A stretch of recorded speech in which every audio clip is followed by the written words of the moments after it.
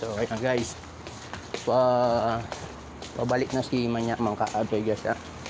Uwi na tayo guys. Medyo nilalamig na si Manyamang Kaabe. Tapos na siyang maglakad.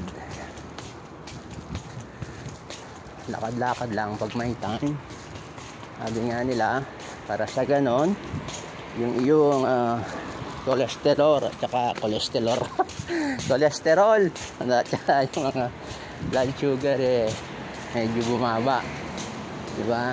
So guys, magbuwan nung nandito ako sa Saudi, ito na yung ugali ko para maglakad, mag-walking.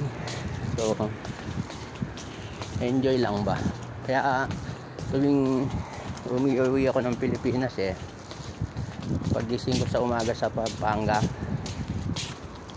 yayayain ko na yung misis ko para maglakad. Niloloko ko nga niya ako, sabi niya, papa, kahit hindi ka matulog, sarap matulog aga-aga sasabihin. Pero dahil nasanay nila sa akin na ganun ang style ko, yung bang hinahanap na ng katawan guys. Kaya sarap ng pakiramdam kapag nakakapag-walking ka tapos kakain ka ng ganito.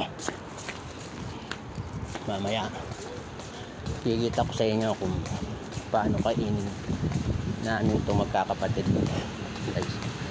So guys, so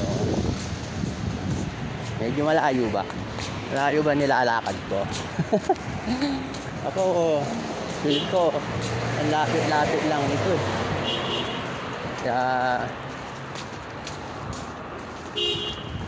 kaya may grocery dito, Bakala. Ayan, Bakala dyan mga Indiano ang mga nagtitinda dyan.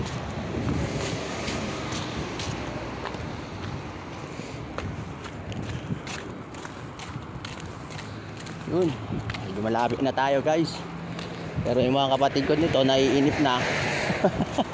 Kala nila nawala na ako.